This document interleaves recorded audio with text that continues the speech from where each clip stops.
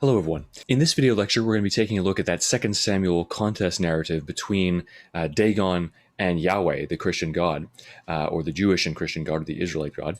But one other thing I'd like to point out regarding Paradise Lost is the actual quotation from the work in which Satan travels through those unformed realms of chaos. We'll take a look at this quotation in a little bit more detail in our interactive class when we start to think about how Lovecraft is appropriating some of the ideas from Milton's epic poem. So, in Paradise Lost, as Satan is traveling from hell to earth through that chaotic maelstrom of unformed matter, so this primal matter that the universe was actually shaped from, before their eyes in sudden view appear the secrets of the hoary deep, a dark, illimitable ocean without bound, without dimension, where length, breadth, and height, and time and place are lost, where illness, night, and chaos, ancestors of nature, hold eternal anarchy amidst the noise of endless wars, and by confusion stand.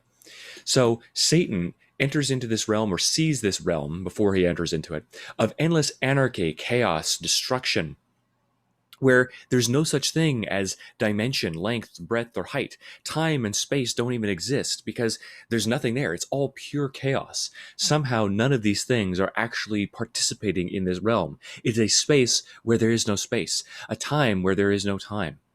Just pure, eternal war and chaos. Confusion. A dark and illimitable ocean without bound. An infinite sea of blackness where there is nothing. One last point about chaos, Satan, and Paradise Lost. For Lovecraft, Paradise Lost was inextricably linked to the works of an artist, Gustave Doré, who provided illustrations for the copy of Paradise Lost that Lovecraft owned as a child. Gustave Doré was a French artist who lived from 1832 to 1883, and he was famous for producing kind of woodcut engravings for innumerable different literary works. So his illustrations became almost synonymous with innumerable classic works from English literature, and you would find them packed in with things like Shakespearean texts, with Paradise Lost, and with a whole host of other works in the English literary canon. Lovecraft owned a copy of Paradise Lost that featured innumerable illustrations from Gustave Doré, including a number of them that depicted Satan. Now, Lovecraft as a child would sneak into his grandfather's study or library and delighted in reading through the books therein, or at least looking at some of the illustrations. One of the ones that was particularly fascinating to him, he said in some of his later letters, was that copy of Paradise Lost. And he said that many of his night terrors likely proceeded from the hideous illustrations therein that were burned into his mind and blazoned in his memory because of the frightful and monstrous depictions of things like demons in Gustave Doré's works, or his illustrated accompaniments to Paradise Lost, the epic poem of Milton. Lovecraft came to believe that many of his later monsters, including the night gaunts, these bat-winged, faceless creatures that descend from the moons to steal people away from the earth, derived from the illustrations in Paradise Lost. And just as an example of a few of these illustrations, we have here Satan being cast down from heaven in this shaft of light, being hurtling down towards the earth in order to plummet into the earth and burrow his way down to the center of earth, hell. Here we have Satan sort of splayed out on the earth or in hell after his fall. He is collapsed down to the ground and has been crushed by God. Here we have Satan in his terrible lament down in hell as he looks about him, seeing the horrors of this new realm to which he has been confined. And we have Satan in hell with all his assembled fallen angels with him, trying to rally them, trying to restore them to hope and courage, even though they have none left. There is no hope for them. So he is essentially a deceiver and a liar, rallying his people, trying to give them a false sense of hope, when if they merely look around them at the distended bowels of the earth into which they've been cast, they'll realize that their situation is pitiable. So these illustrations and the artist, Gustave Doré, are, like I said, linked in Lovecraft's mind to Paradise Lost. And you'll see that in Dagon, Lovecraft makes numerous references to Gustave Doré and his artwork when he says that this realm was such that even a Gustave Doré could not conceive of it or hope to represent it. So even this great master of the horror of hell and Satan couldn't hope to recreate this image that I see now. And there are a number of other literary references and allusions like that to artists, authors, illustrators, and the like in Dagon. It's something to keep in mind as well.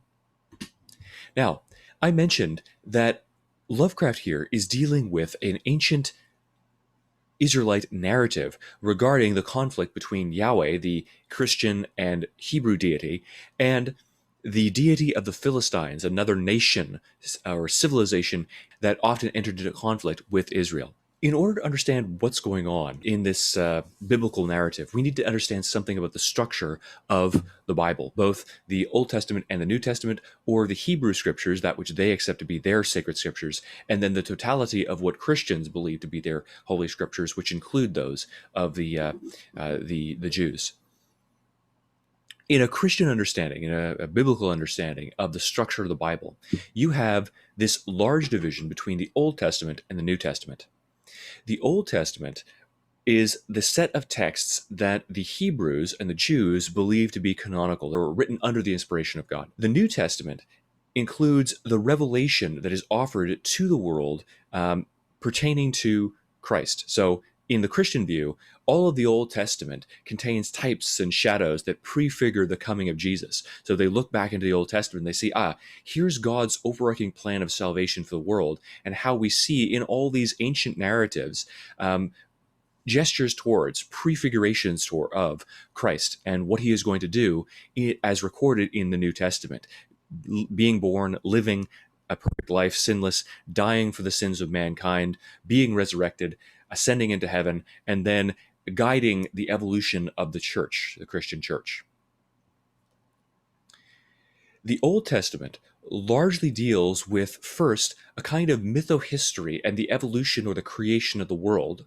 So here you have things like Adam and Eve, the creation of the world. You have the flood that covers the earth in Noah. You have the Exodus, which is the journey of the Israelite people out of Egypt. They are confined to Egypt as slaves, and then they must depart it under the guidance of God. You have the evolution of various different tribal societies and the development from that into the actual nation state of Israel, of ancient Israel. That takes place largely in the history of Israel, or the history section of these various different books of the Bible. Each of these texts, Genesis, Exodus, Leviticus, Numbers, Deuteronomy, Joshua, Judges, is a book inside the much larger Christian Bible. This is not a course in biblical history, so we're not going to get into various different competing theories of authorship about who wrote these books and when. But what is important for you to know is this basic idea that the Bible, as you see it, that one large book, is in fact a text that consists of many smaller books, each with its own focus, each with its own orientation and interests, and each one that tells its own set of stories or has its own purpose.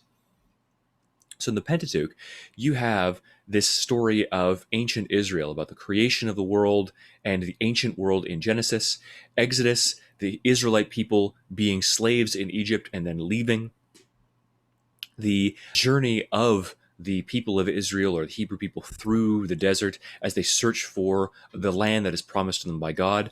And then you have the history, which is more or less them starting out in that land and their experiences in that land as they grow from a loose configuration of various different tribes into a codified, unified nation. Part of that narrative takes place in the books of 1st and 2nd Samuel.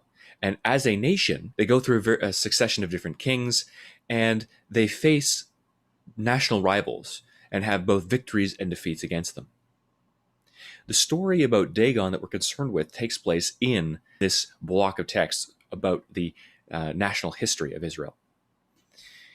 The Bible is further divided into other sections that I'll talk about very briefly. You have poetry and wisdom. So these are texts that don't deal with the history of a nation, but that are, let's say, praise songs or wisdom literature in various different forms. You have the prophets, the major and the minor prophets, that essentially are stories about prophets who receive words from God in order to help guide the nation of Israel, or that foretell future events that have yet to transpire. Many of them, like Isaiah, are foretelling, in the Christian view of things, the coming of the Messiah, Jesus, who is going to fulfill all these different prophecies about the salvation of the Israelite people and the salvation of the world ultimately. In the New Testament, this division between what is considered canonical by the Jews and what is considered canonical by Christians, the entirety of this, you have the Gospels, or the Good News. And these Gospels are basically biographies of Jesus, his life, and his experiences. The Acts are the activities of the apostles. So the apostles are those who have been chosen by Jesus to go out and proselytize, to spread the good news of Jesus' birth, life, death, and resurrection for the sins of mankind in order to redeem the world from their sins, in order to reconcile them to God through his perfect life and through his vicarious death for the sins of mankind. Because in the Christian view of things, all people have sinned. The smallest sin cuts an individual off from God. And so there has to be restitution and reconciliation offered. There's no way for them to pay for the sins that they've committed except through their deaths. But in this Christian view of things, Jesus enters into the world, lives as a man, a perfect sinless life. In fact, as the God-man, who is both fully God and fully man, lives out this perfect life in our place, or in people's place, dies in their place, and then is resurrected as a confirmation of his ministry on earth. And thus, through Christ and his perfect life and his substitutionary death in the place of the sinners, all human beings who deserve to die for their sins, reconciles man to God. So the life of Jesus is kind of imputed, or the perfect life of Jesus is imputed as righteousness to believers, and the sins of believers are imputed to Jesus as he dies in their place, in this particular Christian understanding. Then you have the letters. After the apostles go out to proclaim this, and how they build the church in the Acts, this kind of historical narrative about their affairs, you have the letters, which are a series of different letters written by many of the apostles, generally.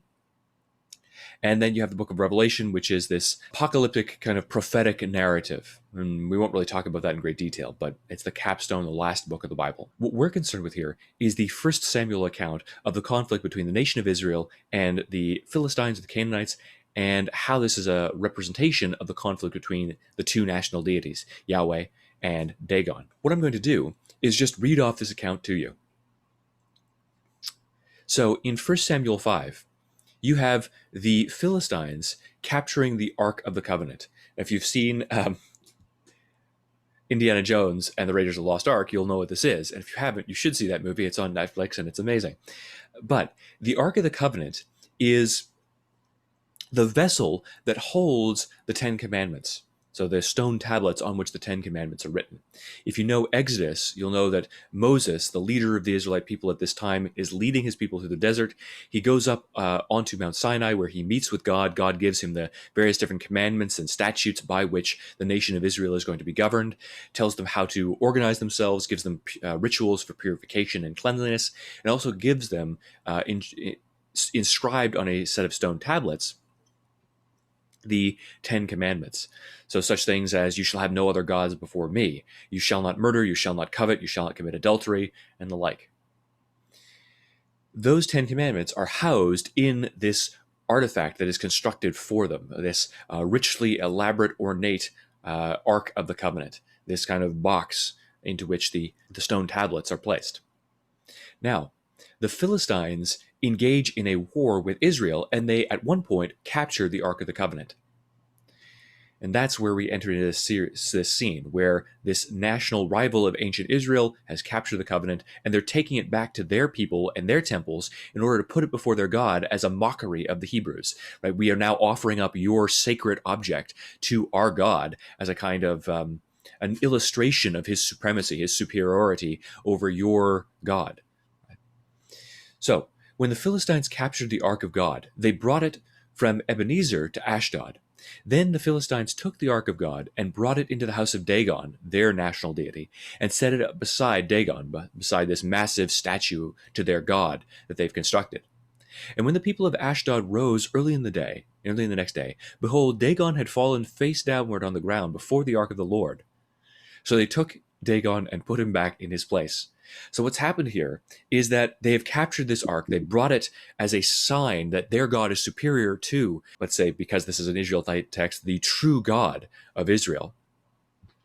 And they set it up there. When they wake up, they find that the statue of Dagon has collapsed over on itself, and it's almost like it's kneeling before the ark or bowing before the ark. And they say, "Oh, that's strange. It must have fallen over in the night. So let's just set him back up to his place." And that's what they do. But when they rose early on in the next morning, behold, Dagon had fallen face downward on the ground before the ark of the Lord. And the head of Dagon and both his hands were lying cut off on the threshold. So they see now as they wake, the statue of Dagon is lying face first in front of the ark. And if that's not good enough, his head has just popped off along with his hands. Only the trunk of Dagon was left on him. So it's like his arms and his head have been torn off. This is why the priests of Dagon and all who enter the house of Dagon do not tread on the threshold of Dagon in Ashdod to this day.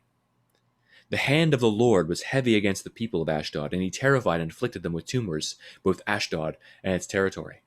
So, the Hebrew God that has been brought into the presence of the God of the Philistines, this Dagon, has illustrated through this set of miraculous actions his supremacy. Right? They have put him before this statue of the false god Dagon. And as an illustration of that power or the powerlessness of Dagon, he has been rendered impotent. His hands have been torn off. His head has been ripped off. The statue has fallen on its face in front of the Ark of the Covenant, the Ark that holds the stone tablets of the Ten Commandments.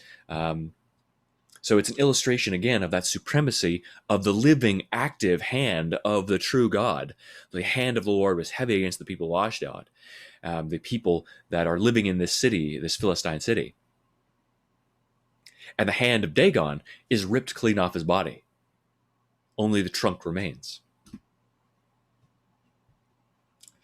When the men of Ashdod saw how things were, they said, "The ark of the God of Israel must not remain with us, for his hand is hard against us, and against Dagon, our God. We've got to get rid of this thing. He's inflicting us with tumors. He's destroyed the statue of our God, sent him face down. This is an embarrassment to us." So they sent and gathered together all the lords of the Philistines and said, "What shall we do with the ark of the God of Israel?" They answered, "Let the ark of the God of Israel be brought around to Gath. Get it out of here. We don't want this thing with us anymore, please. It's inflicting us with tumors. God is punishing us. The God of the Israelites is punishing us with these festering tumors. So please, get rid of it." So they brought the ark of the God of Israel there. Get it out of our city.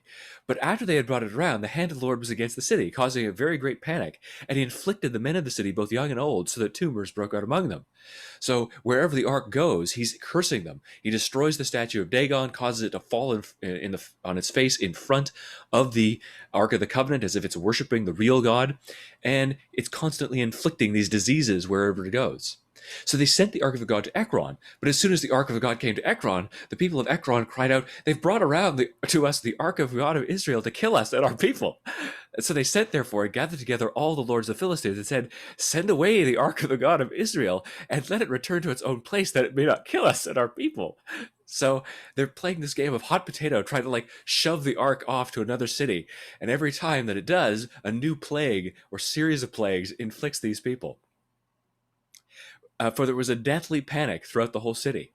The hand of the God was very heavy there. The men who did not die were struck with tumors, and the cry of the city went up to heaven. And then finally, after they sent it from city to city, just trying to get rid of it, they realize, okay, we've had enough of this ark. We don't want it anymore. And they give it back to the Israelite people along with a kind of guilt offering of gold. "Please take it with our blessing. Get rid of it. And we're sorry that we ever took it. Have some gold."